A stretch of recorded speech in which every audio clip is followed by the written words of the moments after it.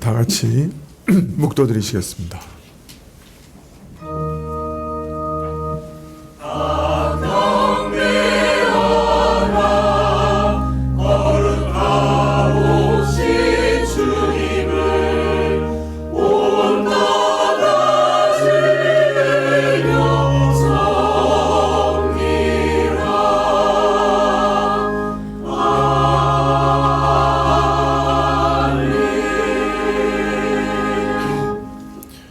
주의 말씀은 내 발의 등이요 내 길의 빛이니이다.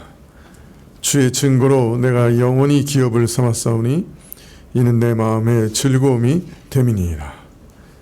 주의 말씀대로 나를 붙들어 살게 하시고 내 소망이 부끄럽지 말게 하소서. 나를 붙드소서. 그리하시면 내가 구원을 얻고 주의 율례에 항상 주의하리이다. 아버지 하나님, 오늘도 주의 말씀의 빛 앞에 나왔습니다. 그 빛을 우리에게 비추어 주시옵소서.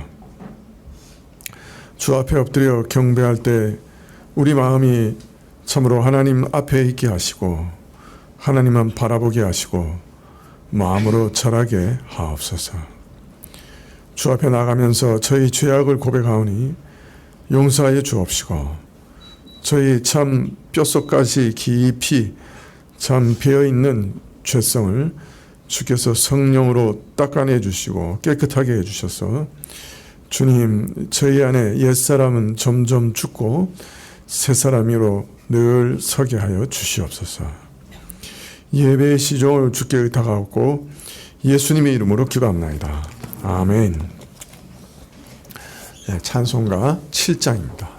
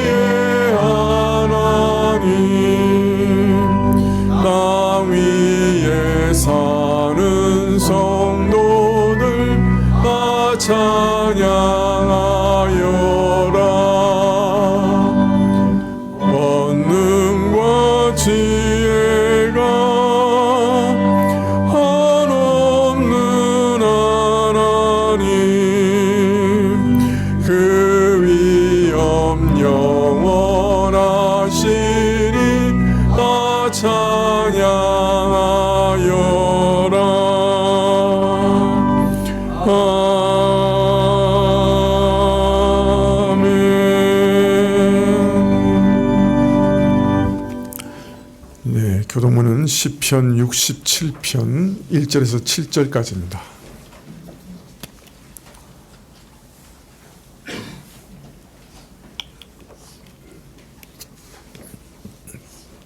시편 67편 1절에서 7절, 구약 848쪽인데요.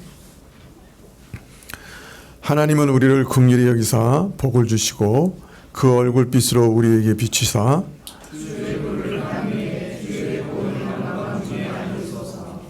하나님이여 민족들로 주를 찬송케 하시며 모든 민족으로 주를 찬송케 하소서.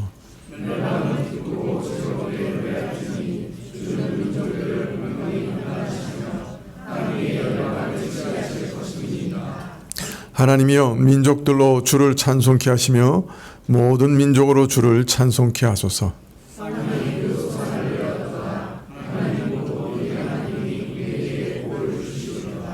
하나님이 우리에게 복을 주시리니 땅의 모든 끝이 하나님을 경외하리로다. 아멘. 사도신경으로 우리 신앙을 고백드리겠습니다. 전능하사 천지를 만드신 하나님 아버지를 내가 믿사오며 그 외아들 우리 주 예수 그리스도를 믿사오니 이는 성령으로 잉태하사 동정녀 마리아에게 나시고 본디오 빌라도에게 고난을 받으사 십자가에 못 박혀 죽으시고 장사한지 사흘 만에 죽은 자 가운데서 다시 살아나시며 하늘에 오르사 전능하신 하나님 우편에 앉아 계시다가 저리로서 산자와 죽은 자를 심판하러 오시리라. 성령을 믿사오며 거룩한 공회와 성도와 서로 교통하는 것과 죄를 사하여 주시는 것과 몸이 다시 사는 것과 영원히 사는 것을 믿사옵나이다. 아멘. 찬송 20장입니다.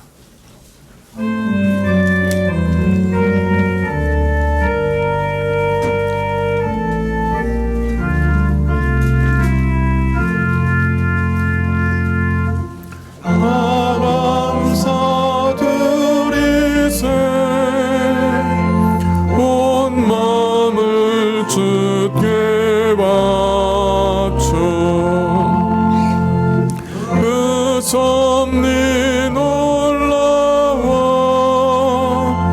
온 세상 기뻐하네.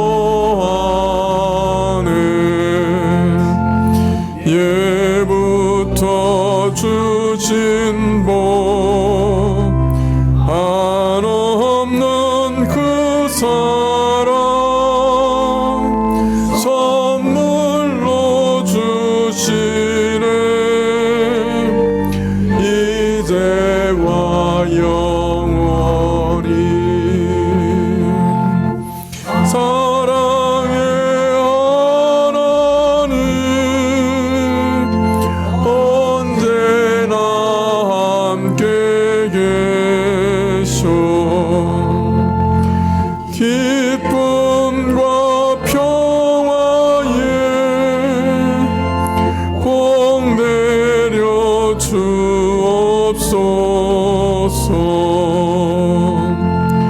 몸과 맘 병들 때 은혜로 지키사 이 세상 악에서 구하여 주소서.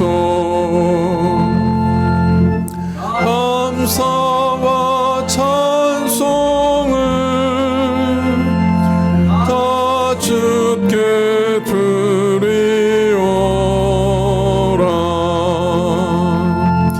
저 높은 곳에서 다스리시는 주님 영원한 하나님 다 경배할지라. 전에도 이제도 장래도 영원히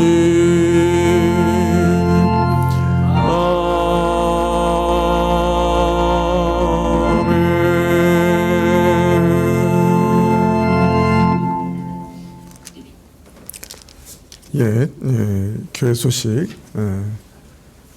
봐주시면 좋겠는데요. 연말 예결산 재직회가 오늘 낮 예배 후에 있겠습니다. 연말 당회가 이번 주 토요일 오전 10시에 있겠고요. 여성도 기도회가 이번 주 토요일 오전 10시 10분에 있겠습니다. 연말 공동의회가 다음 주 낮 예배 후에 있고 연말 재직회가 12월 21일 낮 예배 후에 있겠습니다. 이처럼 여러 가지 연말 행사 그리고 내년 준비 회의들이 계속 있는데요. 모든 일들 위해서 기도해 주시고 또 참여해 주시면 고맙겠습니다. 성탄절에 유아 세례식이 있겠습니다. 세례를 받기 원하시는 분들은 교육자들에게 말씀해 주시면 고맙겠습니다. 기도하시겠습니다.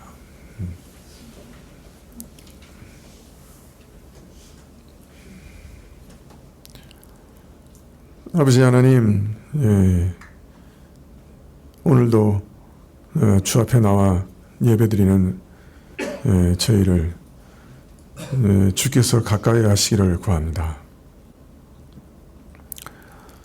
저희가 몸만 나오는 자들이 아니라 그 마음이 하나님께 나와 하나님께 진실로 예배드릴 수 있도록 저희 마음 안에 주께서 역사하시기를 구합니다.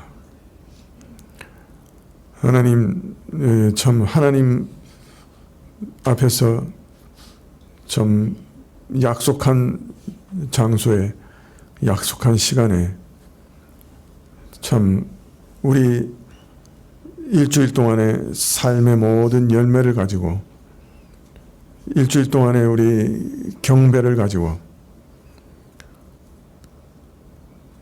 참 주님 앞에 나와 모두 함께 예배드리는 이 시간이 얼마나 귀하고 또 이러한 회중들 위해 성령께서 임재하시고 각 사람에게 말씀하시고 역사하시는 그 모든 은혜의 일들이 저희 일생에 사모하는 것들이 되게 하시고 또 이러한 이 시간이 일주일을 살 수 있는 능력을 주는 시간이 되게 하시고 하나님을 알아가는 시간이 되게 하시고 하나님의 지성소에 다 함께 들어가 하나님을 만나고 영접하는 시간이 되게 해 주십시오.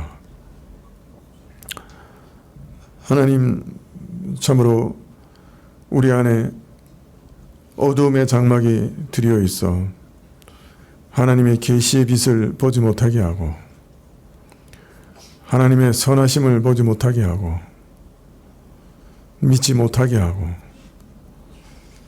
하나님의 말씀의 뜻을 깨닫지 못하게 하는 그런 모든 것들이 혹 있다 하면 그 어둠의 장막들을 거두어 주시고 주의 계시의 빛을 비추어 주시사 우리로 하나님의 뜻을 분별하고 하나님의 선하심을 끝까지 믿으며 우리 영혼을 온전히 하나님께 의탁할 수 있도록 허락하여 주시옵소서. 우리 영혼이 눈이 감겨져서 그 살아계신 하나님을 보지 못하게 되고 우리 영혼이 잠들어서 하나님의 말씀을 들을 수 없게 될까 두렵사오니 주님, 주의 존전에 모여있는 모든 주의 부르신 자들을 하나님께서 일깨워 주시고 눈을 띄워주시고 길을 열어주시고 영혼을 깨워주시기를 간절히 기도드립니다. 그래서 이러한 예배를 통해 하나님과 교통하며 영혼의 호흡을 하다 일주일 내내 참 그 끈을 놓치지 않고 하나님과 동행하게 해주시고 아침에 깨어 저녁에 잘 때까지 하나님과 늘 동행하며 하나님께 기도하며 하나님께 묻고 또 우리의 마음의 생각을 변화시켜 주시고 판단과 결정을 인도해 주시기를 늘 기도하는 그리고 순간마다 지혜를 주시기를 기도하는 저희들이 되게 하여 주시옵소서. 하나님 참으로 또 오늘 근심 가운데 기도하는 것은 세계가 점점 더 격렬한 다툼의 장으로 변화되고 삶도 참 격렬한 경쟁 가운데 모두가 지쳐있는 이때 정말 우리 마음에 평화를 주시기를 간절히 구하옵고 또 우리 자녀들에게 참 삶을 영위할 수 있는 재능과 은사를 주셔서 저들이 일생 동안 핍절하지 않고 주의 공급하심으로 참으로 살아가며 다른 사람까지 도울 수 있는 은혜를 우리 자녀들에게 주시기를 이 시간에 간절히 기도합니다. 우리는 앞날을 예측할 수 없어 어떤 일을 선택해야 하는지 전혀 지혜가 없사오니 하나님께서 우리 자녀들 한 사람 한 사람을 찾아가시고 인도하여 주셔서 좋은 선택, 올바른 선택하게 하시고 일평생 즐거워하며 일할 수 있게 해주시고 일평생 잠잠히 하나님을 바라보며 찬양하며 묵묵히 하나님을 따라가는 자들이 다 되게 하여 주시옵소서. 오늘도 주님 앞에 물질 드렸사오니 주님 우리를 받아주시기를 원하고 찬송을 받으시기를 원하고 말씀을 참으로 허락하시고 일깨워 주시기를 구하올 때 예수님의 이름으로 기도합나이다. 아멘.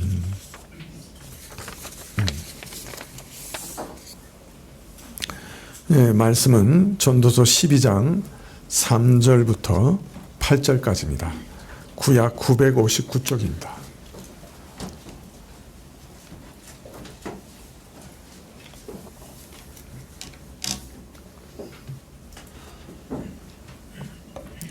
전도서 12장 3절부터 8절까지입니다.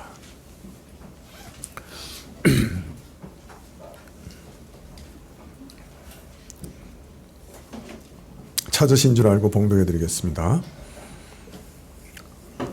그런 날에는 집을 지키는 자들이 떨 것이며 힘이 있는 자들이 구부러질 것이며 맷돌질하는 자들이 적음으로 그칠 것이며 창들로 내어다보는 자가 어두워질 것이며 길거리 문들이 닫혀질 것이며 맷돌 소리가 적어질 것이며 새 소리를 인하여 일어날 것이며 음악하는 여자들은 다 쇠하여질 것이며 그런 자들은 높은 곳을 두려워할 것이며 길에서는 놀랄 것이며 살구나무가 꽃이 필 것이며 메뚜기도 짐이 될 것이며 원역이 그치리니 이는 사람이 자기 영원한 집으로 돌아가고 조문하는 자들이 거리로 왕래하게 됨이라. 은줄이 풀리고 금그릇이 깨어지고 항아리가 샘 곁에서 깨어지고 바퀴가 우물 위에서 깨어지고 흙은 여전히 땅으로 돌아가고 씨는 그 주신 하나님께로 돌아가기 전에 기억하라. 전도자가 가로되 헛되고 헛되도다. 모든 것이 헛되도다.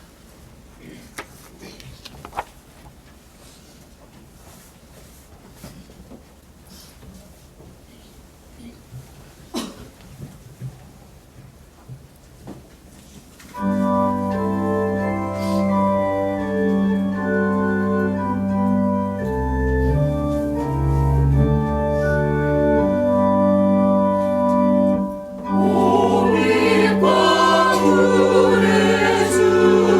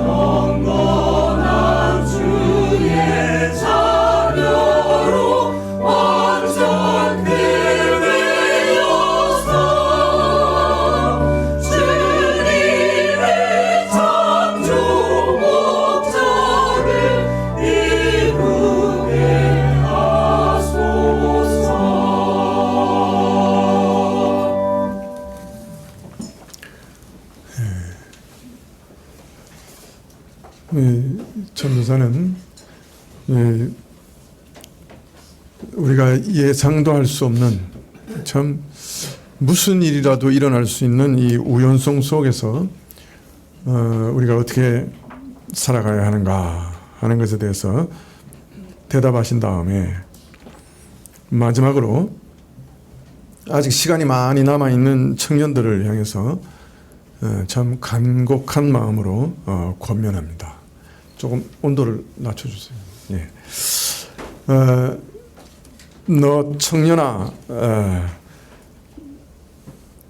내 인생 앞에는 참 여러 가능성이 아직 남아있고 참 여러 일들이 일어날 수 있으니 너는 너희 때를 즐거워해라. 그리고 내 뜻을 따라 선택하고 또 그 결정을 따라 내 꿈을 이루기 위해 부지런히 노력하고 살아가라. 그렇게 권면합니다. 그러나 동시에 이런 자유와 선택에 대해서 하나님께서 반드시 책임을 물으신다는 사실도 기억하라. 그렇게 말합니다. 인간에게 부여하신 자유, 하나님께서 주신 자유는 무제한적인 자유가 아닌 것이죠. 하나님 앞에서 책임을 져야 하는 자유라 하는 사실을 꼭 기억해야 한다. 그렇게 청년들에게 권면합니다. 그리고 최종적으로 12장 1절에 너는 청년의 때 곧 곤고한 날이 이르기 전에 나는 아무 낙이 없다고 할 해가 가깝기 전에 너의 창조주를 기억하라. 참 청년의 때 창조주를 기억해야 한다. 왜냐하면 곤고한 날, 곧 죽음을 목전에 두고서 몸과 마음이 세잔하여 참 이제 나는 아무 낙이 없다고 할 날이 우리에게는 꼭 오기 때문에 그 전에 청년의 때에 너의 창조주를 기억하라. 그렇게 말씀하십니다. 그리고 2절에 해와 빛과 달과 별들이 어둡기 전에 빛 위에 구름이 다시 일어나기 전에 그렇게 해라. 그렇게 말씀합니다. 노년에 이르러 인생의 겨울이 되기 전에 젊은 날의 열정과 분별력과 의지가 다 사라지고 쇠약하기 전에 노년의 슬픔과 곤고함과 어려움들과 그리고 죽음이 폭우 뒤에 꼬리를 물고 밀려오는 먹구름처럼 밀려들기 전에 너의 창조주를 기억하라. 그렇게 말씀하십니다. 참 전도자가 이 말을 꼭 하고 싶으셨던 것 같아요. 그래서 일부러 청년들에게 따로 이렇게 말씀하고 계세요. 청년의 때 너의 창조주를 기억하라. 아직 모든 가능성이 내게 열려 있을 때 그 가능성을 너의 모든 정욕과 참 이기심에 쏟지 말고 창조주를 섬기는데 사용할 수 있다고 하면 참 그것이 너무나 지혜로운 일이기 때문에 너는 청년의 활력과 힘이 있을 때 몸이 노쇠해서 몸과 마음이 말을 잘 듣지 않을 때 너무 늦었다 탄식하기 전에 너의 창조주를 기억하라. 내 젊은 날에 너의 목적을 올바로 세우라. 올바로 선택하라. 내 앞에 문들이 열려 있을 때 필연의 무게가 짓누르지 않을 때 그렇게 하라. 참 우리 인생에 선택이 가능할 때가 있고 선택이 불가능할 때가 있죠. 젊은 날이라고 하는 것은 앞날에 대해 선택할 수 있는 때입니다. 요새 학문 세계에서는 이걸 아마 유동적인 상황이라 그렇게 부르는 것 같은데 그 유동적인 상황이 어느 순간 종결하는 때가 있는 거예요. 필연에 굴복할 수밖에 없는 때가 있는 거예요. 선택할 수 없는 때가 오는 거예요. 그 전에 청년의 때 너는 창조주를 꼭 기억해라. 그렇게 역설하고 있는 것이죠. 힘과 능력과 시간과 기회가 아직 남아있을 때 조금이라도 빨리 창조주를 기억하라. 그렇게 말씀합니다. 아마 솔로몬은 지금 자신의 인생을 돌아보면서 이 얘기를 하는 것 같아요.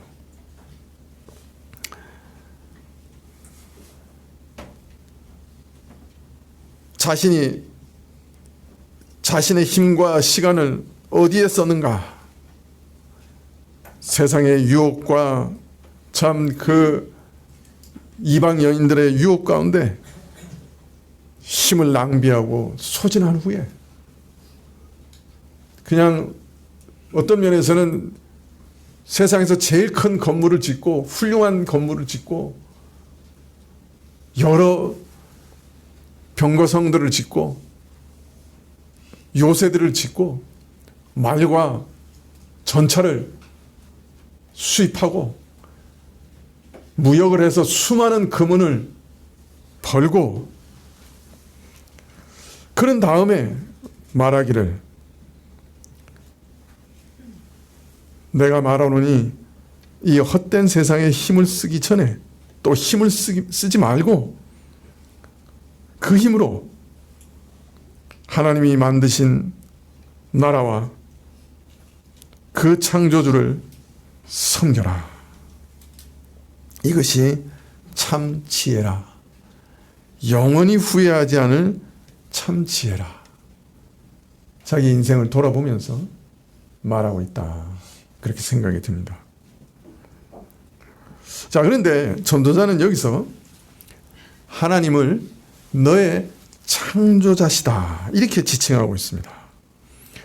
이 전도서에서 하나님을 창조주라고 지칭하는 것은 여기가 유일합니다.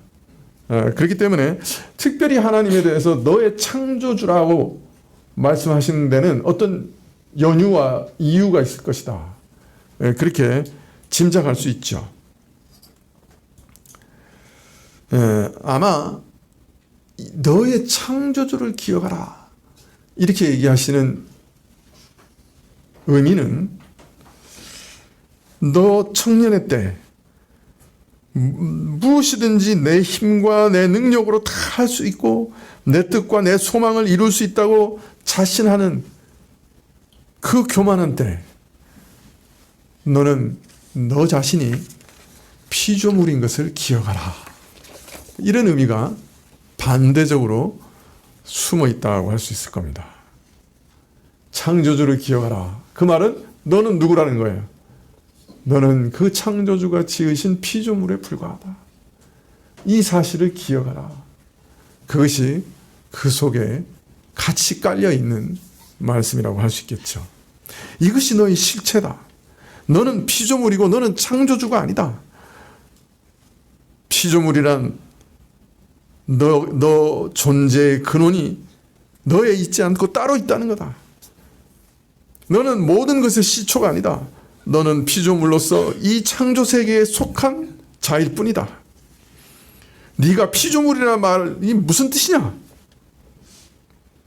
그것은 너에게 주인이 있다는 뜻이다. 너를 만든 자가 있고 너를 만들어 그 뜻 안에서 행하게 하려고 너를 부르시는 주인이 있다.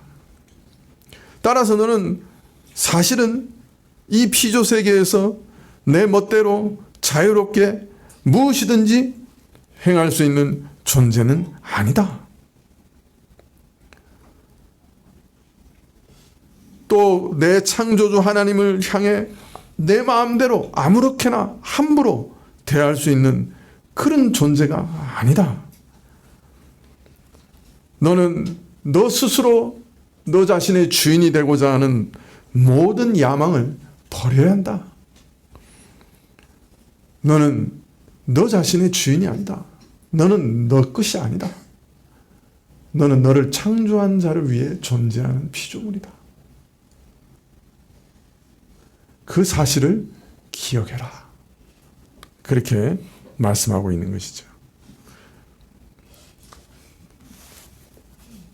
또 내가 피조물이라 하는 말은 너의 인생의 길도 사실은 내 마음대로 열고 닫을 수 있는 자가 아니다 하는 말씀이기도 해요. 내 인생의 길도 내 주인의 뜻에 따라 열리기도 하고 닫히기도 하는 존재라는 거예요. 너에게는 너를 기다리는 열린 미래와 자유가 있지만은 또 어떤 일들은 내게 금지된 길도 있다. 열린 길도 있으나 또 닫힌 길도 있다. 따라서 너는 이 모든 일들, 열린 일들과 닫힌 일들에 대해 창조주 하나님의 뜻을 존중하고 그 뜻을 알기 위해 귀를 기울이고 그를 바라봐야 한다. 왜냐하면 너는 자유로운 존재지만 독립적이거나 자존적인 존재는 아니다. 너는 네가 스스로 옳고 그름을 정할 수 없는 존재다. 너는 법을 정할 수 없다. 나 자신이 법을 얼마든지 만들고 선과 악을 분별할 수 있습니다. 주장한다 해도 사실은 너는 선과 악을 모른다. 좌우도 분간할 수 없는 존재다. 무엇이 지혜이며 무엇이 어리석음인지도 분간할 수 없는 존재다.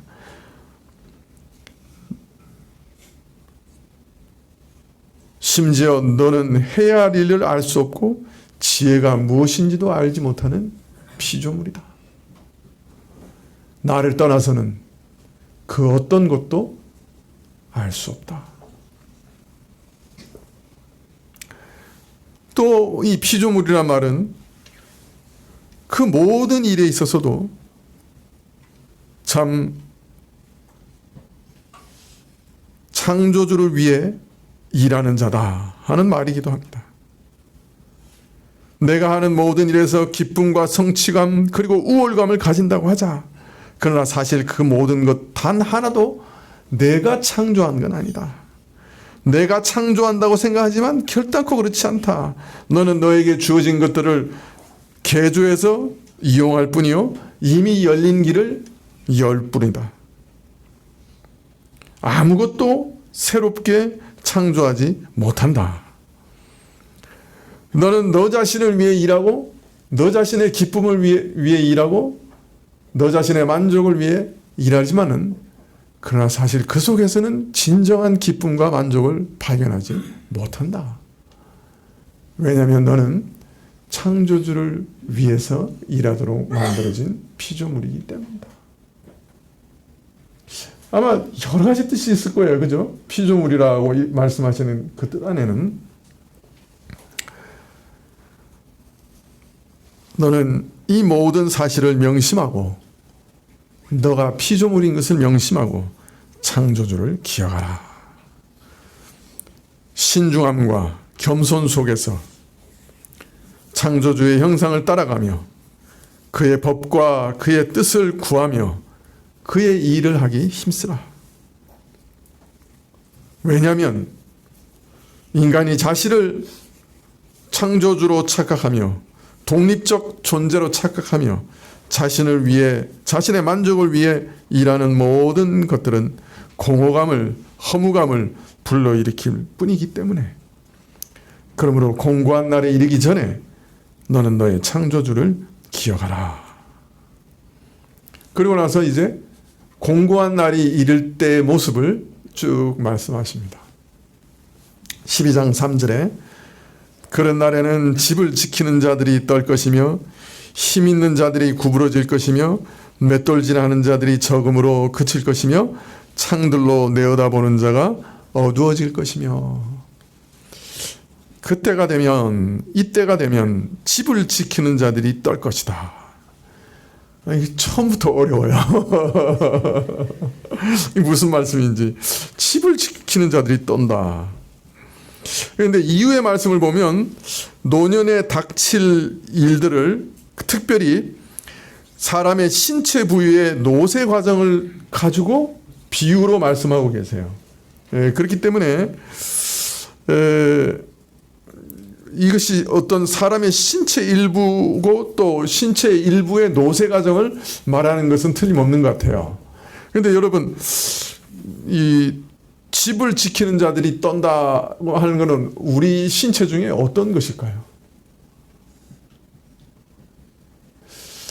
아니, 그 정도는 알겠는데 그게 뭔지 잘 모르겠어요. 그죠? 근데 많은 주석학자들은 이걸 손이라고 생각해요. 왜 그런지 모르겠는데 손이라고 생각해요. 노인이 되면 손이 떨게 될 거다. 그 다음에 힘 있는 자들이 구부러질 것이다. 허리나 다리가 구부러진다. 맷돌질하는 자들이 적음으로 그칠 것이다. 이건 알겠죠? 맷돌질하는 거, 치아, 이가 빠지고 성기게 돼서 씹을 힘을 잃게 된다. 창들로 내어다보는 자가 어두워진다.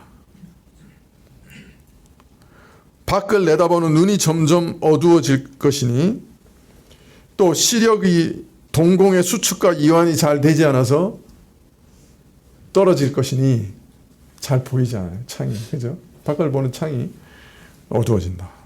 4절에 길거리 문들이 닫혀질 것이며 맷돌 소리가 적어질 것이며 새 소리를 인하여 일어날 것이며 음악하는 여자들은 다 쇠잔할 것이며 길거리 문들이 닫힐 것이다. 이건 뭘까요? 이것도 여러 의견들이 있는데요. 많은 사람들은 여기 길거리 문들을 귀로 보고 노쇠함에 따라 청각기관이 점점 약해질 것이다. 이렇게 봐요. 근데 더 많은 사람들은 뭐로 보는지 아세요? 예? 입술로 봐요. 그래서 치아가 없어져서 입이 오므라들고 말하기를 꺼려하는 것을 비유한 것이다.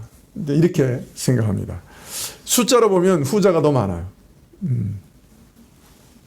맷돌 소리가 적어질 것이다. 노인이 치아가 없으므로 소화 기능이 쇠퇴하여 부드러운 음식만 먹게 될 것이다. 이렇게 생각하는 분들도 있고, 또는 익숙한 맷돌 소리도 듣지 못할 정도로 청력이 약해질 것이다. 이렇게 이해하는 분들도 있습니다. 새 소리를 인하여 일어날 것이다. 노년에 이르는 자는 잠이 불규칙해지고 신경이 쇠약해져서 작은 새 소리에도 깨어 밤잠을 설치고 이른 새벽에 일어나게 된다. 즉 노년에는 잠도 편히 자지 못한다. 요새 제가 이거 아주 실감납니다. 아니, 저는 이제 벽에 기대기만 해도 자던 사람이거든요. 아니, 근데 요새는 잠이 안 와요. 잠을 자는 게 어려워요. 11시에 누워도 2시, 어떨 땐 3시까지 잠이 안 오는 거예요. 아주 힘들어요. 또 자고 잠이 들어도 또 금방 깨요. 오늘 아침에도 새벽 아마 한 5시 전에 깬 것 같아요. 이게 그런 날은 또 아침에 힘이 쭉 빠져가지고 오늘도 설교하기 전에 주여 육체의 힘부터 주십시오. 이제 그렇게 기도하고 단상에 올라왔는데요. 정말 노년에는 잠이 편치 못하다. 이걸 자꾸 깨닫게 됩니다. 음악하는 여자들이 다 쇠해진다. 일부는 노인의 성대가 약해져서 힘있게 발성하지 못한다. 이렇게 생각하고요. 또 일부는 반대로 청각 기능이 쇠약해져서 다른 이의 노래소리를 듣지 못한다. 이렇게 이해하기도 합니다. 5절에 그런 자들은 높은 곳을 두려워할 것이며 길에서는 놀랄 것이며 살구나무가 꽃이 필 것이며 메뚜기도 짐이 될 것이며 원역이 그치리니 이는 사람이 자기 영원한 집으로 돌아가고 조문자들이 거리로 왕래함이라. 더구나 이런 자들은 높은 곳을 두려워해요. 예, 노인에게는 균형 감각이 무너져가지고 높은 곳을 올라가는 것도 어렵고 내려오는 것도 어려워요. 그죠? 예전에는 그냥 평균대 위에서도 통통통 뛰어다니는 사람들인데 요새는 조금만 높아도 부들부들 떨고 겁이 납니다. 네. 길에서도 놀라요. 매일 걸어다니던 길인데 깜짝깜짝 놀래. 여기가 어디야? 집에 들어가는데 매일 누르던 번호가 생각이 안 나.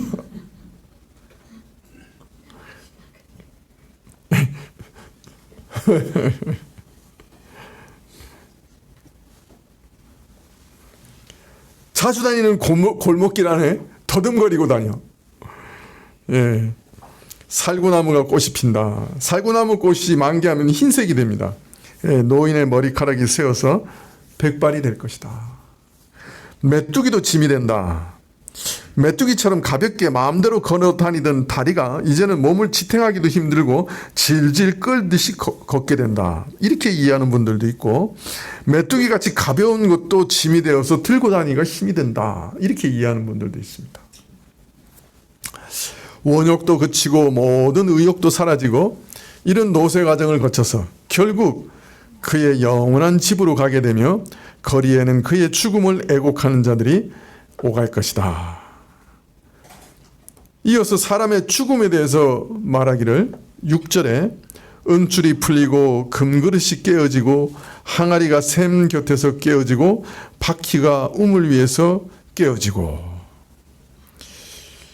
어떤 분들은 이 말씀이 죽음이 찾아오는 순간을 묘사한다고 하고, 어떤 분들은 임종 순간에 인체 내부에 생기는 변화나 죽음의 과정을 설명하는 것이다, 그렇게 말하기도 합니다. 그래서 은줄이 풀리고 이런 거를 이렇게 사람이 죽을 때 이 등에 있는 신경줄이 하얗게 변한다고 그러는 분들이 있나 봐요. 그런 걸 묘사하는 거라 이렇게 얘기하고, 또 바퀴가 우물 위에 깨어지고 이런 거는 심장이 부서지고 이렇게 이해하는 그런 분들도 있습니다만은, 여하튼 지금 묘사하고 있는 것은 등불을 매달았는데 금그릇에 담긴 등불을 은줄로 매달아 놓은 거예요. 근데 그것이 끊어져서 떨어진 거예요. 그럼 어떻게 돼? 깨지죠. 그죠? 예. 그 다음에 우물에 두레박을 끌어올리던 도르래가 우물 위에서 깨어지고 물을 깃던 항아리가 샘 곁에서 깨어졌어요. 예. 즉 등불의 빛은 꺼지고 우물물은 더 이상 사용할 수 없게 된 거예요. 그죠? 이것만 가지고 보면, 그죠? 등불이 떨어져서 깨졌고 물을 담을 수도 없고 물을 기를 수도 없어요. 예. 그러니까 빛이 꺼지고 물은 더 이상 사용할 수 없게 됐어요. 그래서 단순하게 보면 죽음으로 인해 생의 빛이 꺼졌고 생명샘은 말라버렸다. 더 이상 생명샘에서 건질 수 없다. 물을. 예. 이렇게 되기 전에 너는 창조주를 기억하라. 예. 그렇게 말씀하고 있습니다. 7절에 흙은 여전히 땅으로 돌아가고 신은 그 주신 하나님께로 돌아가기 전에 기억하라. 예, 티끌은 그것이 있었던 땅으로 돌아가고 영은 그 주신 하나님께로 돌아가기 전에 기억하라. 하나님께서 처음 창조하실 때 사람을 어떻게 만드셨어요? 예, 티끌로 사람의 몸을 만드셨고 생기를 불어넣어서 그 코에 생기를 불어넣어서 사람이 되게 하셨어요. 근데 사람이 죽게 되면 그 영혼과 육신이 분리돼서 흙으로 빚어 만드신 육신은 땅에 묻혀 썩어버리고 흙으로 티끌로 돌아가며 영혼은 그 주신 하나님께로 돌아간다. 그렇게 표현하고 있습니다. 자, 그런데 여기서 그 영은 하나님께 돌아간다 하는 말이 좀 문제가 있습니다. 우리 신자들의 영혼은 죽은 이후에 어디로 갑니까? 바로 낙원으로 가죠. 그래서 하나님께로 돌아간다는 말은 이해가 되죠. 그죠? 그래서 신자의 영혼은 죽은 이후에 바로 낙원에 들어갑니다. 예수님께서 십자가에 달린 강도가 참 예수님 좌우편에 강도가 하나씩 달려 있었죠. 그 중에 한 강도가 예수님께 그 극적인 순간에 참 예수여 당신의 나라가 임하실 때 나를 생각하소서 하고 자기 영혼을 자기 앞날을 부탁해요. 당신의 나라에 임하실 때 나를 좀 생각해 주세요. 네. 그랬을 때 예수님께서 뭐라고 하셨어요? 내가 진실로 내게 이르노니 오늘 내가 나와 함께 낙원에 있으리라. 그렇게 말씀합니다. 그럼 기가 막히죠. 이 강도는 직업이 뭐였어요? 예? 전직이 뭐였어요? 강도. 그 다음에 예수님께 자기 영혼을 부탁한 다음에 선한 일을 했어요? 못했어요? 바로 죽었어요. 전직 강도. 그리고 아무 선도 행하지 않은, 그죠? 이 사람이 오직 예수님을 믿는 믿음으로 구원 얻었죠. 참 극적으로 구원 얻은 사람 중에 하나예요. 우리가 다 뭐 비슷한 처지지만은, 그런 때 약속받은 게 있었어요. 오늘 내가 나와 함께 낙원에 이를 것이다. 자, 그러니까 믿는 사람이 하나님께로 그 영이 돌아간다고 하는 건 이해가 되는데, 그런데 여기 그 영은 주신 하나님께로 돌아간다 할 때 여기서 신자만 얘기하고 있는 건 아니죠. 그죠? 이 모든 사람을 지금 칭하고 있는 거니까 불신자도 얘기하고 있단 말이에요. 자, 그럼 불신자의 영혼이 하나님께로 돌아간다. 이 말은 무슨 말일까요? 불신자의 영혼도 죽자마자 낙원에 간다. 그 말은 아니죠. 그죠? 오히려 불신자의 영혼은 하나님께로 돌아간다고 보기 어렵죠. 낙원에 들어가는 게 아니고 어디로 갑니까? 예? 어디로 가요? 음부로 가죠. 그죠? 예. 그래서 예수님께서 비유하실 때 그 말씀 하셨잖아요.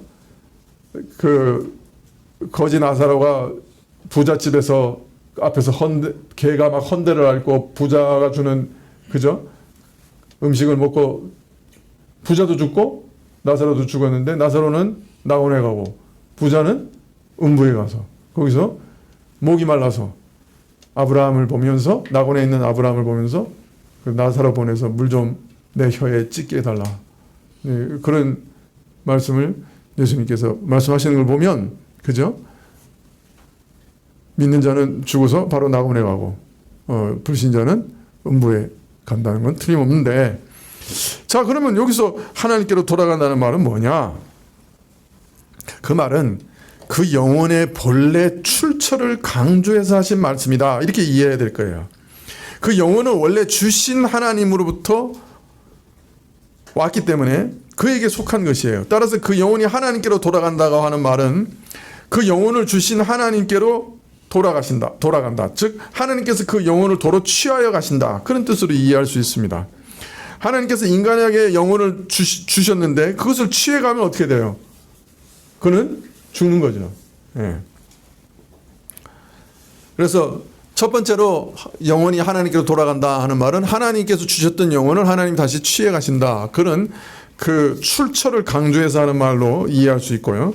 더 나아가서는 그 영혼은 하나님 앞에 나아가서 서게 된다. 이렇게 이해할 수도 있습니다. 즉 자기 인생을 계산하기 위해서, 책임지기 위해서 하나님 앞에 서게 될 것이다. 즉 인간에 있어서 죽음은 육신이 썩어 흙으로 돌아가는 게 전부가 아닌 거예요. 육신이 흙으로 돌아가는 것으로 인간 존재가 끝나는 게 아닌 거예요. 그 영혼이 하나님께로 돌아가는 일이 남아있는 거예요. 모든 사람은 마지막 날 하얀 보좌라 그러죠. 계시록에는 백보자 심판정에 다 나간다 그래요. 그래서 한평생 살아온 일들을 다 자기가 직고하고 그에 대한 계산과 평가와 심판을 다 다 받게 된다. 그렇게 되어 있습니다. 그 사실을 하나님께로 그죠? 참 돌아간다. 이렇게 얘기할 수도 있겠지요. 해 아래 인생은 결국 이렇게 종말을 맞을 할 것이므로 이때가 되기 전에 너는 하나님을 기억하라. 그렇게 말씀합니다. 노쇠하여 죽음을 목전에 두고서야 겨우 그냥 부랴부랴 하나님 찾지 말고 젊었을 때부터 너의 하나님을 의식하며 살아가라는 말씀이죠. 내 영혼을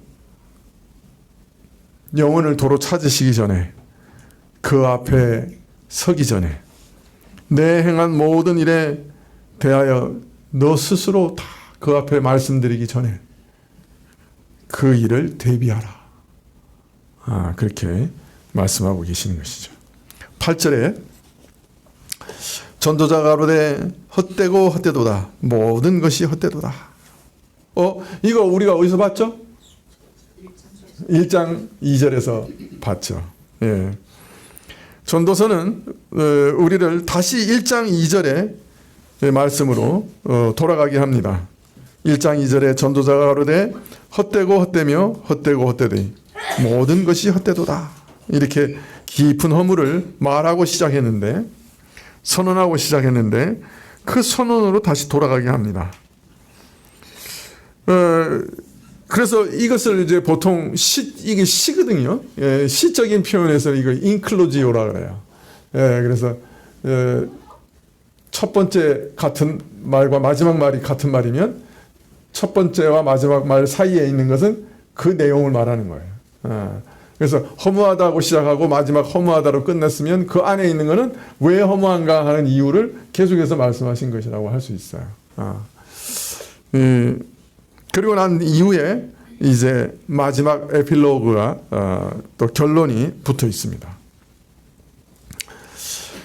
전도자는 이처럼 시작과 끝에서 인생의 지독한 허무함을 동일하게 진술하므로 해 아래 모든 것이 허무하다는 점을 강조하여 말하고 있고 또 처음부터 지금까지 계속해서 허무의 이유를 밝히고 있다 하는 것을 드러내고 있습니다. 그래서 시작했던 곳으로 돌아와서 다시 마치고 있는 거죠. 그렇지만 전도자가 그냥 무의미하게 자신의 말을 반복하고 있는 것은 아닙니다. 전도자가 12장 8절에서 우리를 처음 시작으로 다시 데리고 가지만은 우리는 이 말을 읽을 때 처음 느낌과는 전혀 다른 관점으로 이제 이 말씀을 보게 되죠. 우리는 이제 인생의 모든 것이 헛되다는 걸 알죠. 해 아래 모든 존재도 헛되고 활동도 헛되고 인간의 지혜도 헛되고 쾌락도 헛되고 술과 여자와 노래와 집과 포도원과 금과 은 그 모든 해 아래 것이 무익한 것도 알고 있습니다. 권력도 헛되요. 학대받는 자들의 눈물을 위로할 수 없는 권력은 다 헛됩니다. 돈과 재물도 헛되요. 우리 영혼을 만족시킬 수 없어요. 모든 것이 헛된 것들 중에 헛되다는 것을 우리가 알고 있습니다. 허무 중에 허무입니다. 근데 그 중에서도 더욱 허무 중에 허문 것은 우리가 만들어진 흙으로 다시 돌아간다는 사실입니다. 우리는 흙이니 다시 흙으로 돌아갈 수밖에 없습니다. 이처럼 전도서는 가장 고귀하고 가장 지혜로운 방식으로 이 땅에 사는 인간의 삶을 가장 열정적으로 조사하고 연구한 후 그 발견한 지독한 허물을 표현한 책이요, 가장 고상한 시요, 웅변이요, 진리입니다. 전도자는 이 책에서 세상을 흔들고 부수고 해부해서 독자들의 눈앞에 딱 제시합니다. 사람들이 세상에서 그렇게 사랑하고 그렇게 자랑스러워하고 또 모든 사람들이 보기에 참 반짝이는 것 같은 그런 특별한 것들이 얼마나 보잘것없는 것인지를 잘 보여주고 있습니다. 전도자는 세상에서 가장 화려한 보물들을 줄줄이 묶고 끌고 와서 그 안에 있는 화와 흠과 어두움을 우리 눈앞에 보여줍니다. 그리하여 인생의 헛됨과 고뇌에 대해서 있는 그대로를 솔직하게 낱낱이 드러납니다. 그래서 우리를 복음의 바로 문 앞까지 끌고 갑니다. 이게 전도사입니다. 지금까지 전도서의 역할이었습니다. 특히 인간의 전적인 부패와 죄, 그리고 우리 행한 것에 대하여 책임 물으시는 하나님의 공의로운 심판을 알려주고 계시고, 하나님의 필연과 우연성이 함께 어우러져 수놓아져 가는 인생의 신비를 알려주고 계시며, 그 우연성 가운데 우리가 어떻게 살아가야 하는 것을 알리시되, 특히 청년들에게 간곡하게 권면하시기를, 꽃다운 젊음을 구가하는 청년들이여, 너희 맞이할 미래의 일들이 이것이니 너는 너희 창조주 하나님을 기억하라고 권면하고 있습니다. 저들 청년들에게 장차 다가올 삶에 대한 시각과 통찰을 이처럼 제시하면서 그날이 이르기 전에 너는 너희 창조주를 기억하라고 간곡하게 권면하고 있는 것입니다. 이처럼 전도서는 뒤로 갈수록 복음의 전 이해, 복음의 내용에 가까워지는 것을 우리는 알 수 있는데요. 그런데 그 말까지 다 해놓고 또 12장 8절에 허무하다고 하니까 이 허무의 고백을 어떻게 받아들여야 할까 좀 어렵습니다. 어떤 면에서는. 그래서 많은 해석학자들이 이 12장 8절의 허무 고백을 이해하지를 못했어요. 걸려 넘어졌어요. 그래서 심지어는 이건 다른 사람이 덧붙여 놓은 거라고 책의 통일성을 부인하기까지 한 사람들도 있습니다. 아니, 너희 창조주 하나님을 기억하라고까지 다 말씀해 놓고 왜 또 허무하다고 얘기하느냐, 이게 도무지 이해가 안 된다 하고 머리를 흔들었던 거죠. 그러나 전도자는 지금 이런 허무적인 고백을 통해 무언가 다른 것을, 그 이상의 긍정적이고 적극적인 것을 암시하고 있다고 할 것입니다.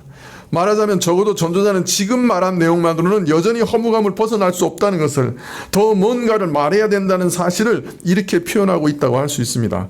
만일 여기서 그치면 비록 하나님을 기억하라 촉구하고 있지만은 사람의 운명은 해 아래에서 그 생기가 떠나는 것으로 모든 것이 끝나버리는 것이에요. 인생의 모든 기록은 여기서 끝납니다. 사람은 거기에 어떤 것도 덧붙일 수도 없고 변경할 수도 없고 새롭게 할 수도 없습니다. 이제 해 아래에 남아있는 것은 먼지로 돌아간 먼지일 뿐입니다. 결산해보니 이익이 제로예요. 그러니 여전히 헛된 거죠. 해 아래만을, 그 시각을 거기 국한해서만 본다고 하면, 이 땅의 것만 국한해서 본다고 하면 인생은 참으로 먼지로 되돌아간 먼지입니다.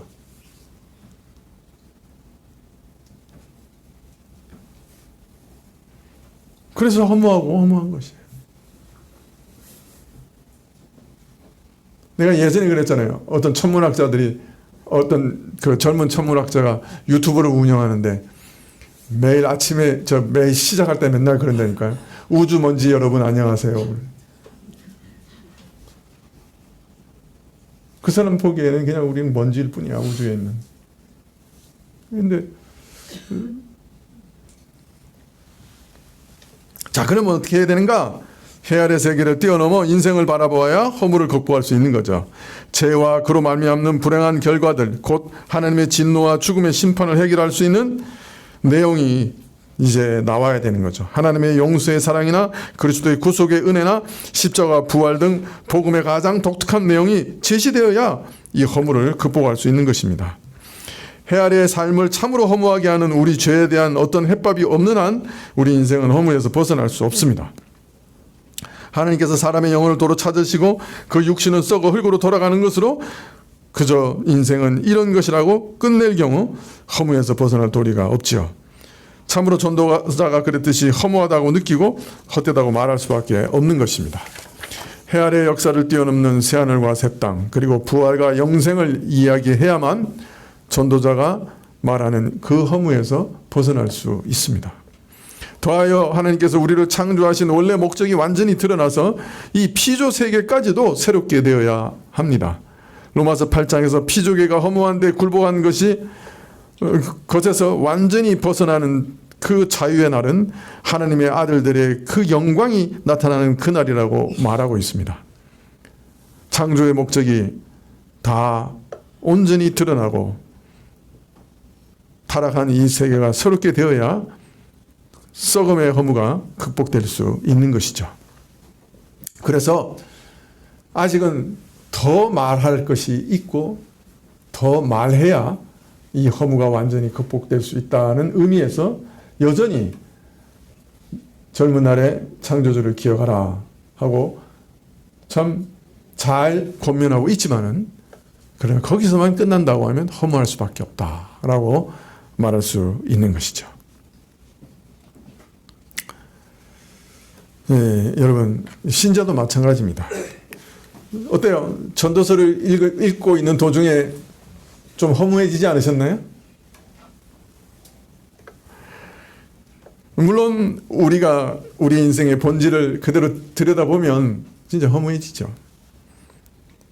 그러나 사실 신자는 전혀 다른 시각으로 이 땅을 보면서 살아가는 자들이죠. 그리스도의 사랑 안에서 새하늘과 새 땅을 바라보면서 소망 가운데 살아가죠. 그렇지만 복음의 은혜에서 그 소망에서 마음이 떠나면 장차 하나님께서 우리의 모든 삶을 다 계산하시고 우리의 지금 행하는 모든 삶이 영원한 가치가 있고 하나님께서 그것을 영원히 기억하실 것이라고 하는 그 소망에서 떠나가면 우리는 전도자가 말하는 이 허무 가운데 금방 떨어지고 맙니다. 은혜에서 복음에서 그 마음이 떠나면 자기도 모르게 전도자가 말하는 이런 허무로 그 마음이 미끄러져 내려가요.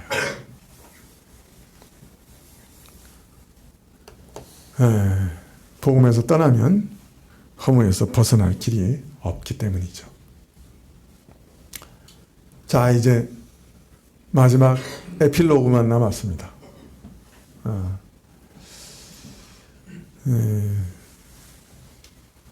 전도서를 시작할 때 이렇게 오래 전도서를 강의할 줄은 생각하지 못했는데 오랜 시간 계속 강의하고 있네요. 기도하시겠습니다.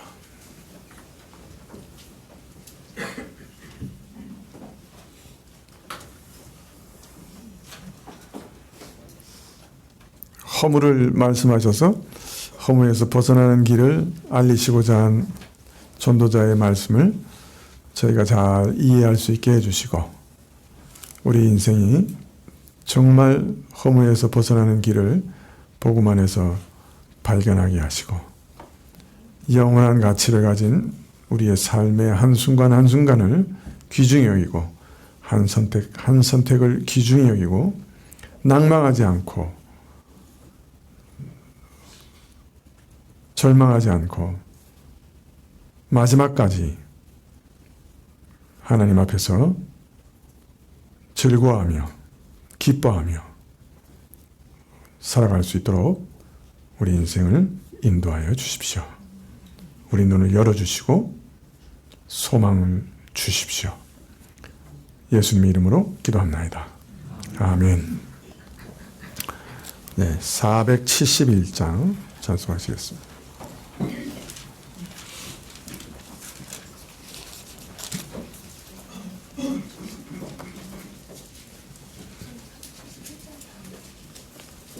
(471장) 십자가 그늘 밑에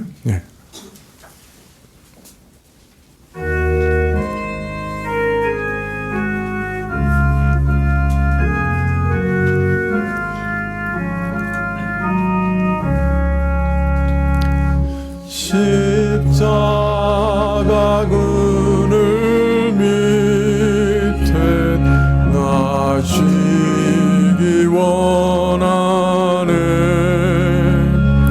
저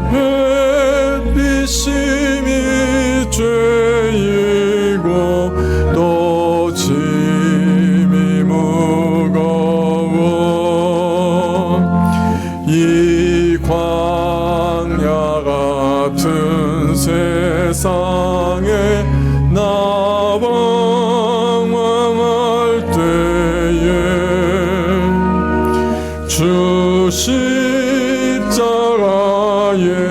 그늘에 내 쉴 곳 찾았네. 내 눈을 밝히 떠서 저 십자가 볼 때 나 위에 고생 당하신 주 예수 보인다. 그 형상 볼 때 내 맘에 큰 찔림 받아서 그 사랑 감당 못하여 눈물만 흘리네. 십자가 그늘에서 나 길이 살겠네. 나 사모하는 광채는 주 얼굴뿐이라. 이 세상 나를 버려도 나 관계없도다. 내 한량없는 영광은 십자가뿐이라.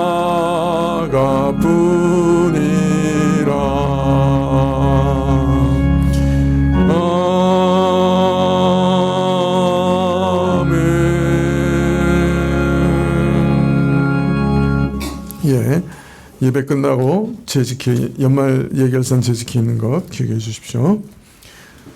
지금은 우리 주 예수 그리스도의 은혜와 하나님 아버지의 그 크신 사랑과 이 은혜와 사랑을 깨닫게 하시고 누리게 하시는 성령님의 교통하시고 역사하심이